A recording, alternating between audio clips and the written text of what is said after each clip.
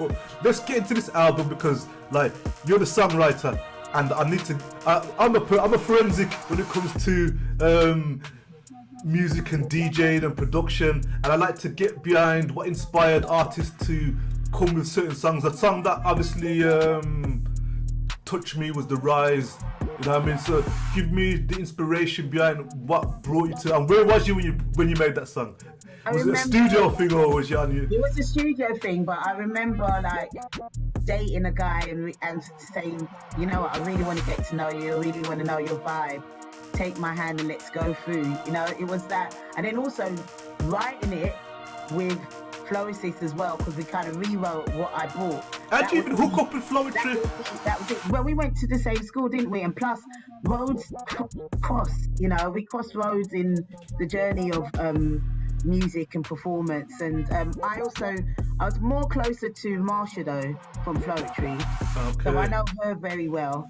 But yeah, it was like Mark Crawford played it in his house on his studio, and I was just like, I just automatically just came up with the flow.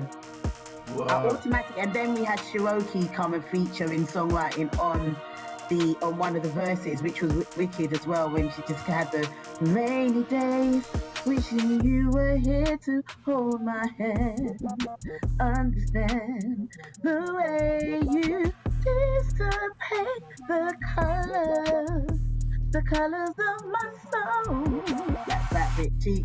That was a wicked touch to the track, and it was just nice to have two powerful ladies collaborate with me on that amazing song Rise, and yeah, that was more of a studio, in the studio, and at Floetry's home as well. So these inspirations, right, are they things from the heart or just like observations? Always, sorry, I thought I turned that down. Always from the heart. I always write from the heart, and because that leads me on to Falling in Love. Falling in Love, I love that song because that was one of the first songs that was written before the album actually came together. And with Falling in Love, that was just in my head. That was the melody that just came in my head. That was like, and then I went to Gavin with the melody, and then Gavin did the chords and gave me the chords, so I can play that on the keyboard as well. But it was just like, I can play it and sing along with it, but it was just like, that song, I love that song because I wasn't in love with anybody at the time.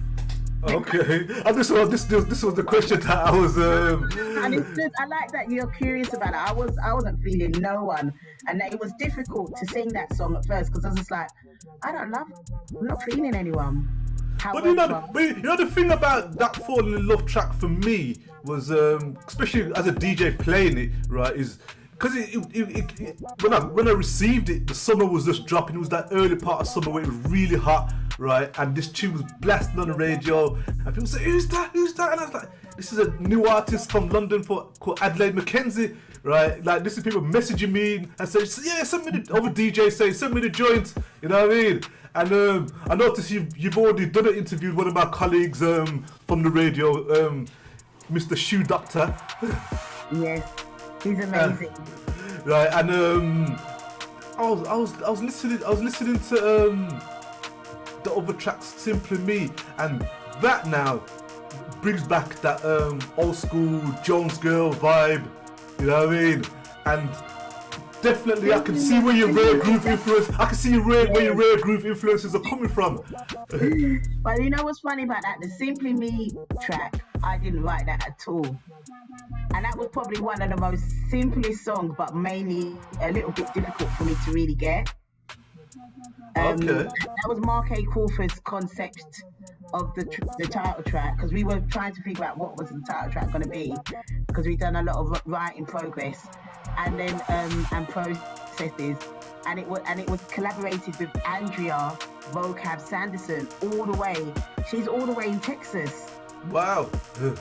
Yeah, so I heard she embodies what I would want that track.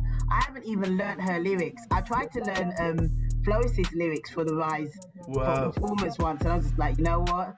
Let people stay in their lane, because I just, I can't deliver it. Well, you're living proof that you don't have to stay in your lane. And see, I don't subscribe to that, right? Because of the fact, right, that you've done reggae, you've done R&B, obviously the gospel, right, and your vocals. I've even heard it on a deep house track. You know what I mean? And like, I can just roll down to that. You've got a deep house. Got take me to your dreams. To your dreams. I play deep house, right? And I was amazed by that track. And so when people make an attempt at trying to make deep house, they're like, oh, here we go, another artist trying to do deep house. But you sound the part on the joint. Was Mark Crawford playing that track again, and me saying, you know what, that's my track. That's my track. I want that track.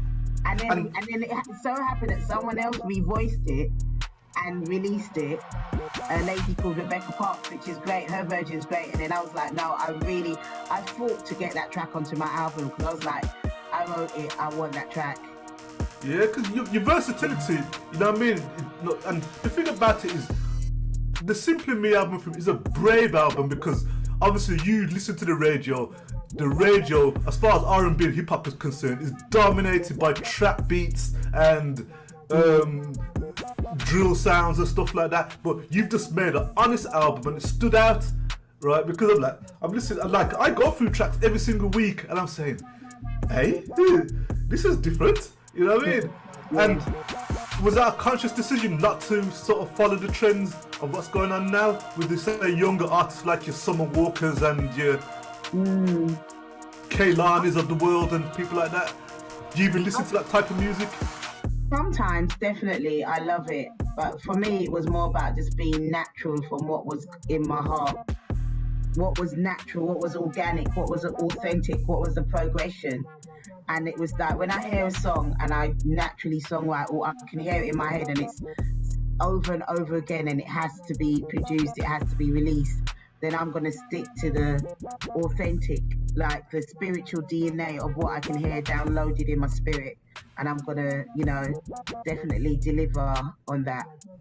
So was the intention on this album to make it like a crossover album as opposed to a all-out gospel album? Because I noticed that you got the one track Only God on the tune, and obviously I know you wanted to put some sort of gospel message in there somewhere, right? And that seemed to be the track what obviously took that mantle. And if you listen to Everybody, that is also influenced with gospel, of like just asking God, wow, you love everybody and you let anybody love you. God's got the capacity, in my belief, to do that. We don't. And we don't love, but he's all. But so my thing is about, it's my version of gospel. I'm very influenced by gospel, and it's just positive, influential, and it naturally crosses over. I'm just natural at that. That's what I'm amazing at, and I know it now, and I'm gonna embrace it. Okay, it's been a pleasure to talk to you. I do.